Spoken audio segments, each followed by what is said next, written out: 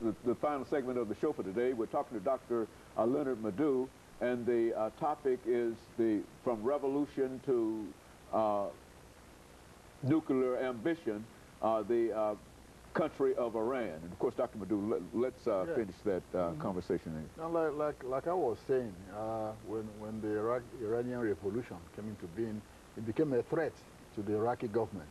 Of course, the Iraqi government is a secular Baptist state, which means Saddam Hussein didn't care which religion you went, you belong to, as far as you're not preaching on the streets. He told everybody, Catholic, Muslim, whatever, go to mosque, pray, but don't stay on the street and preach to anybody. He doesn't want to hear that. He wants everybody just to be the same. Doesn't want any religious problem. And understandably too, because the two holiest shrines of the Shiite is based in Iraq, in Najaf and Kabbalah.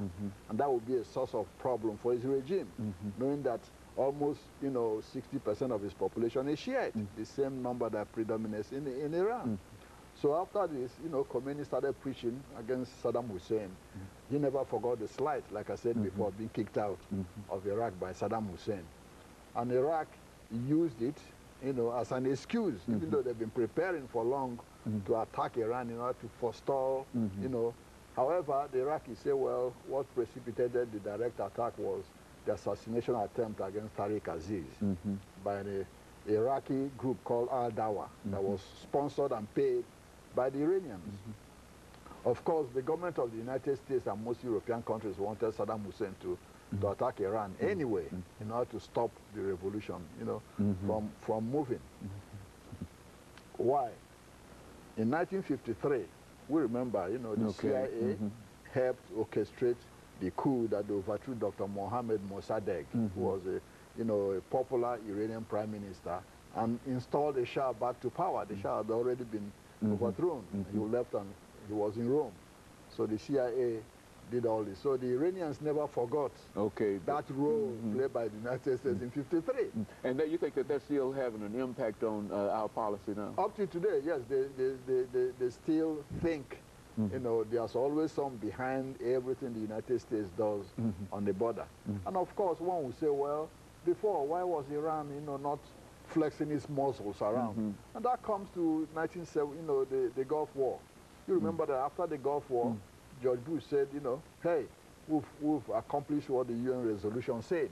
Go to Kuwait, kick Iraq out and leave them. Okay, a lot of people were saying, why didn't you go to Baghdad and complete the job? Overthrow Saddam Hussein and all this. But George Bush and his advisors, and Colin Powell, who was Joint Chief of Staff, and the rest said, no, let's leave Saddam Hussein there. He's being contained, but at the same time, he's a good instrument to keep an eye on the Iranians. As much as he's in power, the Iranians are not going to do anything foolish because they're always worried about what Saddam Hussein is going to do next. Okay? Yeah. But when we went in there and overthrew Saddam Hussein, we freed the Iranians to do what they want to do. Hezbollah in Lebanon got stronger because the Iranians were financing them. Remember that Lebanon, about 35% of Lebanon is Shiite, and Hezbollah is also a Shiite, group. Okay, now you free the Shiites in Iraq that Saddam Hussein contained.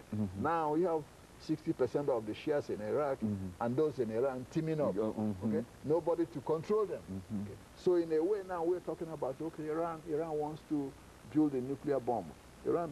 If Saddam Hussein was there, there will be Iranians will be busy trying to build up their conventional weapons and all this to face Iraq than even focusing on the nuclear design.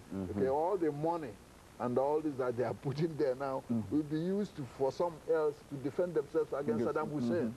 So there was always a real belief that they had to prepare for a war against Iraq. Is that exactly, because they never know what Saddam Hussein will do. And Saddam Hussein was busy building his offensive weapons and chemical weapons that he used against Iran anyway in that 1988 He had war. already done that. Exactly. So the Iranians would have been busy trying to use the money for these conventional weapons than building nuclear weapons. So as far as Saddam Hussein was there, Iran would have been contained.